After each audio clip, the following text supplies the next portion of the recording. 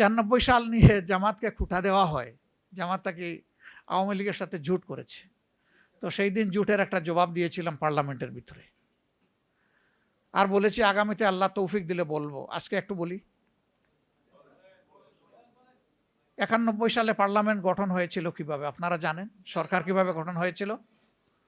আমাদের সমর্থনের কারণে বিএনপি সেদিন সরকার গঠন করতে সক্ষম হয়েছিল। আমরা কোনো শর্ত দেই নাই যে আমাদেরকে 1-2 মন্ত্রী দেন, 5-7টা মহিলা এমপি দেন, এই ডিপার্টমেন্টের চেয়ারম্যান দেন, অমুক জায়গার ডিজি দেন, কোনো কিছু আমরা বলি নাই। আমরা চেয়েছিলাম একটা স্বৈরাচারী সরকার বিদায় নিয়েছে, বাংলাদেশটা রাজনীতির প্ল্যাটফর্মে ফিরে আসুক। আমরা চেয়েছিলাম জনগণের অভিপ্রায়ের আলোকে একটা সরকার পরিচালিত হোক। সরকার যখন গঠন হলো 94 সালে, অধ্যাপক গোলাম আজম সাহেব তৎকালীন ভারপ্রাপ্ত আমির জনাব আব্বাস আলী খানের নেতৃত্বে 4 জন তার ঘনিষ্ঠ দায়িত্বশীলকে পাঠালেন তৎকালীন প্রধানমন্ত্রীর কাছে। মাননীয় প্রধানমন্ত্রী, দলীয় সরকারের অধীনে নির্বাচন যখন বাংলাদেশে হয়েছে, প্রমাণ হয়েছে যে মানুষ স্বস্তিতে ভোট দিতে পারে না, মানুষের ভোটের কোনো প্রয়োজন হয় না, রেজাল্ট আগে থেকেই তৈরি থাকে, শুধু প্রকাশের অপেক্ষায় থাকে। যদি এই ধরনের একটা নন পলিটিক্যাল অরাজনৈতিক সরকারের অধীনে এবারকার নির্বাচনও না হতো, আপনি সরকার গঠন করতে পারতেন না। এটা প্রমাণ হয়েছে যে জনগণের ভোটের রায়ের প্রতিফলন পাওয়া গেছে। এটাকে স্থায়ীভাবে সংবিধানের অংশ করুন, বিলটা সরকারি দলের পক্ষ থেকে আনুন, ক্রেডিটটা আপনারা নেন, এটার বিরোধিতা করে কেউ পার পাবে না এবং সংসদে কেউ বিরোধিতা করবে না, কারণ এইটাতে একমত হয়েই তো এই নির্বাচন হয়েছে। আমাকে মাফ করবেন, তিনি দুনিয়া থেকে চলে গেছেন। তিনি সেদিন বলেছিলেন, খান সাহেব আপনি আমার পিতৃতুল্য, অন্য কিছু থাকলে বলেন। তখন আব্বাস আলী খান সাহেব বলেছিলেন যে আপনি আমাকে এই মর্যাদা দিয়েছেন পিতৃতুল্য, আমি কৃতজ্ঞ, আমি অন্য কোনো দায়িত্ব নিয়ে আজকে আসি নাই।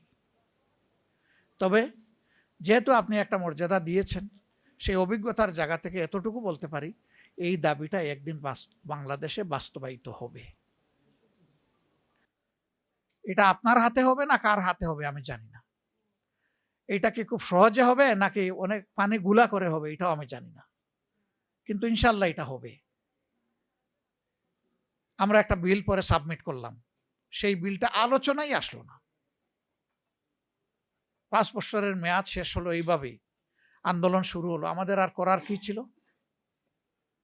এটা তো কোনো দলীয় দাবি ছিল না, এটা জনগণের পক্ষে ভোটকে নিশ্চিত নিরাপদ করার জন্য এই দাবিটা ছিল।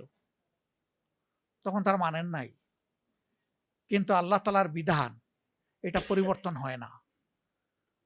এই মেয়াদ পূর্ণ করে খুবই ছোট্ট মেয়াদের জন্য তারা আরেকটা নির্বাচন দিয়ে, সেই নির্বাচনে মেজর পার্টিগুলো অংশগ্রহণ করে নাই, আপনারা জানেন।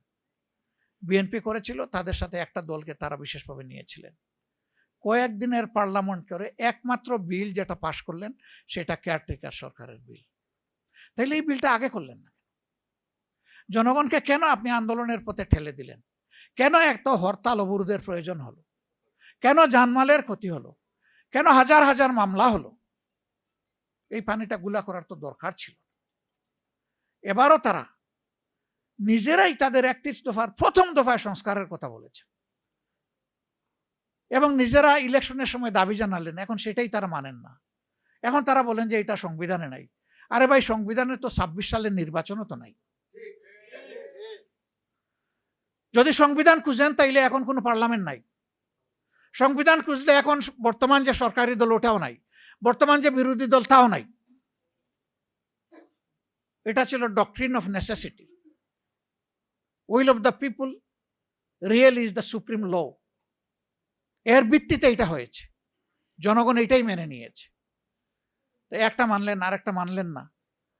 আবার সেই আব্বাস আলী খান সাহেবের কথাই আমার মনে পড়ে, মানবেন তবে অনেক পানি গুলা করে মানবেন, এই ক্ষতিটা দেশের করবেন না। মেহেরবানি করে সম্মানিত হন, জনগণের ভোটকে সম্মান করুন, তাহলে জনগণও আপনাদেরকে সম্মান করবে। আর দলীয়করণের যে রাজনীতির দিকে একদম নেকেটলি উলঙ্গভাবে আপনারা পা দিয়েছেন, ফিরে আসেন। মাননীয় প্রধানমন্ত্রী, আপনি দায়িত্ব নেওয়ার আগে নির্বাচনের পুরো সময়টা জুড়ে বলেছেন যে আমরা একটা মেরিটোক্রেটিক সোসাইটি চাই, আমরা পলিটোক্রেটিক সোসাইটি বিল্ড আপ করব না। এখন কি করছেন? এখন তো পুরাটাই তার উল্টা। যে স্তরে স্থানীয় সরকারে নির্বাচন হয়ে নির্বাচিত প্রতিনিধিরা মানুষের সেবা করবে, সে সব জায়গায় আপনারা দলীয় লোকদেরকে, নেতাদেরকে বসাই দিচ্ছেন প্রশাসক হিসেবে।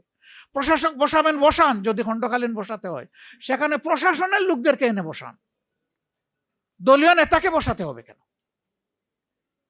এরপরে যত তাড়াতাড়ি পারেন নির্বাচনটা দিয়ে জনপ্রতিনিধিদের সুযোগ করে দেন। আপনারা সব জায়গা ব্লক করে রেখেছেন। এখন শুধু নির্বাচিত জায়গাও নয়, যে সমস্ত জায়গায় প্রশাসনের লোকদের দায়িত্ব পালন করার কথা, এখন সরাসরি সেখানে দলের নেতাদেরকে আপনারা পদায়ন করে দিচ্ছেন। বাংলাদেশের নতুন নজির আপনারা স্থাপন করছেন। আমরা পরিষ্কারভাবে ঘোষণা দিচ্ছি, এগুলো আমরা প্রত্যাখ্যান করলাম, এগুলো আমরা মানি না, এগুলো আমরা মানব না। তাহলে এই কোটা বিরোধী আন্দোলন ওরা করেছিল কেন? এই কারণেই তো করেছিল। এখন সেই কোটাকে আরো বিকট আকারে আপনারা নিয়ে এসেছেন। আন্দোলন কারো সৃষ্টি করতে হয় না।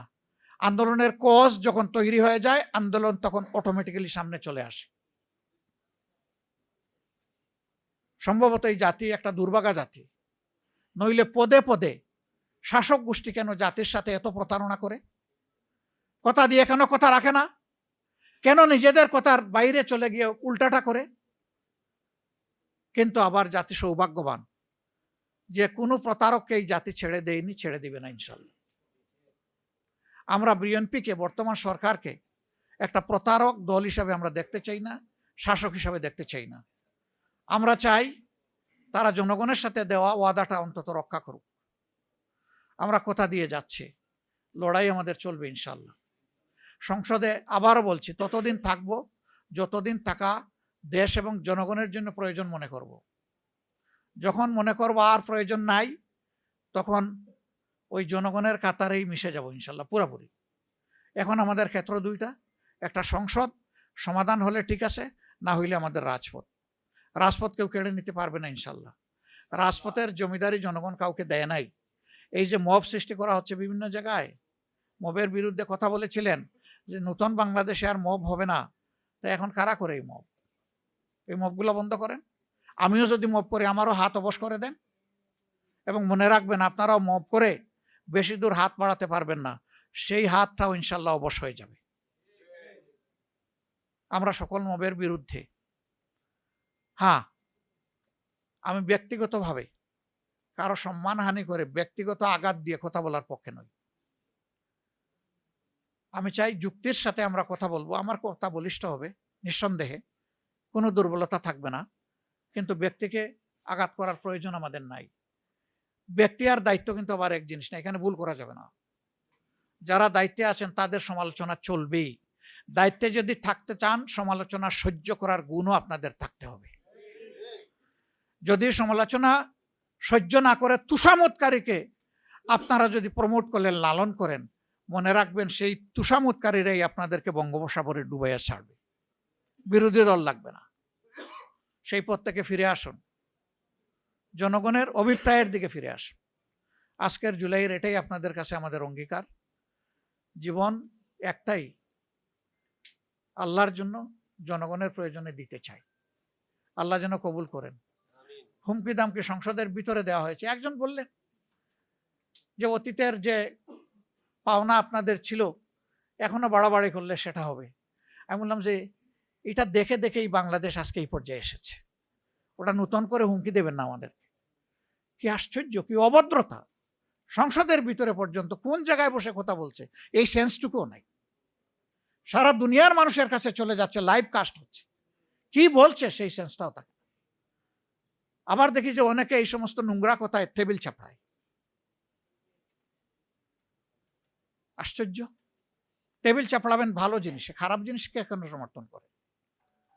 ভালো থাকবেন সবাই ইনশাল্লাহ। ভালো থাকবো, আমরা লড়াই করেই ভালো থাকবো, মাথা নত করব না, মাথা উঁচু করে ইনশাল্লাহ সামনের দিকে এগিয়ে যাব।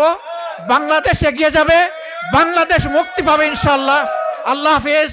বাংলাদেশ জিন্দাবাদ, লেবার পার্টি জিন্দাবাদ। আসসালামু আলাইকুম রহমতুল্লাহ।